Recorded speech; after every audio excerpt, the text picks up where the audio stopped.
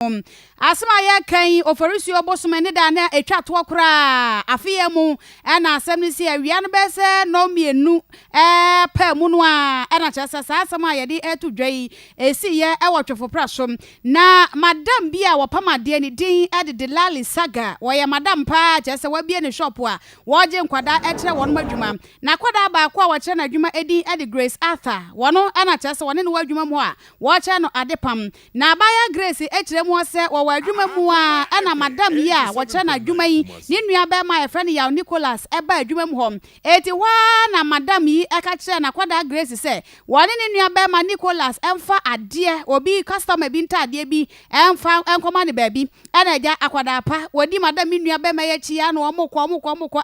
Grace kire mu se wonu makwa wo mu nkoduru da enu wase na bra Nicholas ehine na ye kwe wase kwa no pado yedi na besene mi enkom afede wo mukọ da moto bi a ate ne ho kura esi baabi na Grace yede no akwawura mu na de esi ye ewo da moto mu no empanifo se kakum ye gine kwakwo na anum ti bra Grace nya ne ti adidi mu ya obeduru ye no sade wode ahopopo pa ne wo suro ade nse bi mu amade ebo etudwa no sei ene koye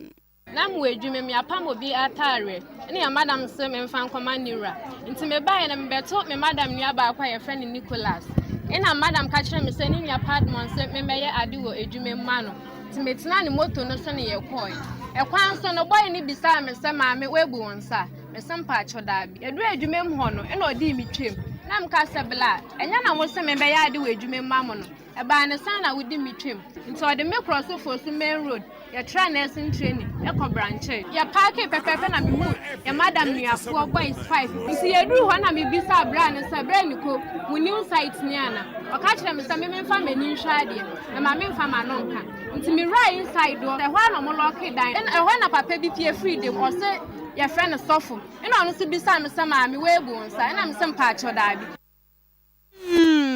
eti asam no part 1 de din ka no part 2 ni beba Grace no aja akwada wakwa adwuma ma madam wo che na adwuma madam so obi nta ade wode ne nua be ma emfa nkonom wabu nsa nyina apiepiem na ebra asofo ne bisa nsa wabu ne nsa ne ade o ka asa da bi no de frechire ba yesu enie sofo ni o ka kire me say omo be frɛ abofo afa me mu na me ma hyen kom e ho na ode ade bi beto me so say me mfa mbo me tiri duku e ho na me madam nuafo ne start say omo shout me sofo ni bie bible me de to kan de nanim no se me nkogina ode kojan red ebo me mu tentem ankan ne gu me uniform ne ho omo hwe oil na de black bi wo omo hwe gu me na so en omo hwe bi gu me nsem say me mfa nsa sa me ho ne meni me de ye omo te ahaban bi fifi wa be ho me nim ne din omo te mienu na omo de ba akoto me nan mienu ni nyina so e ho na sofo ne ka kire me se me nkata meni e san san ne omo ye ne misuro ni ntima nkata meni papa nti me hu sa sofo ne kutume ne kende ni mfimfi no ohu bibi egu me na sasa ne obi wo echira wo ya wonsa san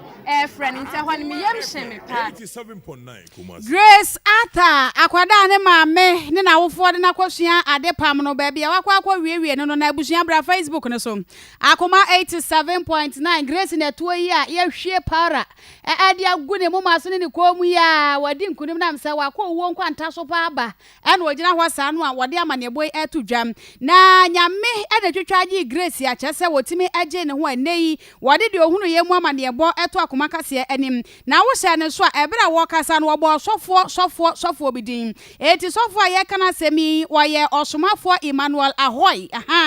wono na chese nko de abaye ekwa nyankamadem ne madam no so edi ade Lali Saga ne nua be ma no so eka ho afei enipa eka wo nyina nananom etonsa ade fra wo mom e ma chese wonom ekopie mom e wo nananom anim na ebra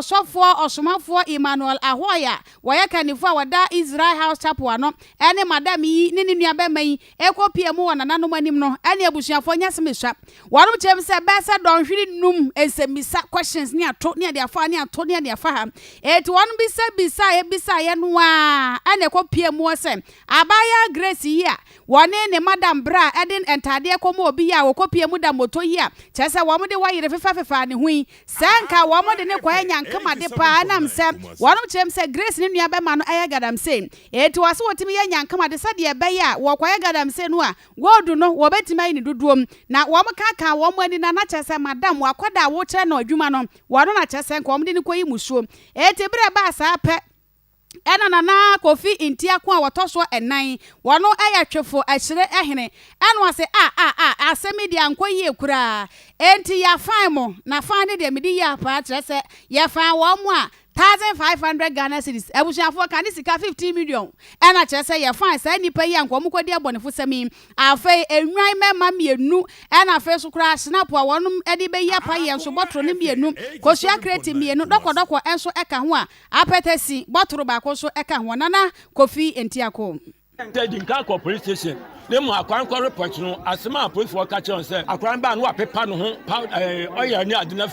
afili hu nti no a police for so manyeyi nti omo fa kwa mfie ni sasa sunti no de bia na akwan bedi ha no madam na won nti no osuadwa ho no won catch on say omo to gold na gold no omo kwa omo nya bi nti omo nam no so na wa ye nsanchene ama na gold no omo saka mgbe mu tire say akwan kwa omo do omo koye special things and omo de koye bibi sika de ye na mom ye bre ansan de nyesika no sesia ekwan amran telfa so ye no e de nyal kwan ntimisra amran 7.9 Kumasi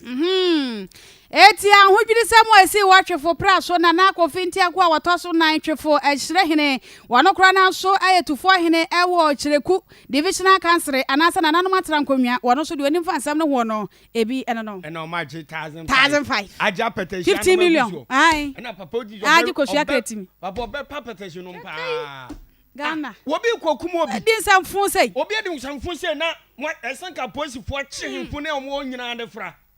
ebia no omni mu hu bi na se mo de nipa mu ya enye kurase o kota wo krom wo ne kota wo bia enye kurase so mi mu pa kana no mtiwa we pa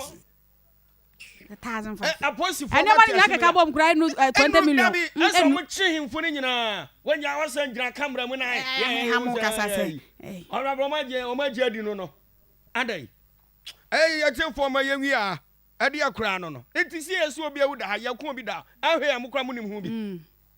ebison fo putupuru de edi we yankase bo ene se NDC fo ba nyame atoma memenda wo mo ba beto no krata bi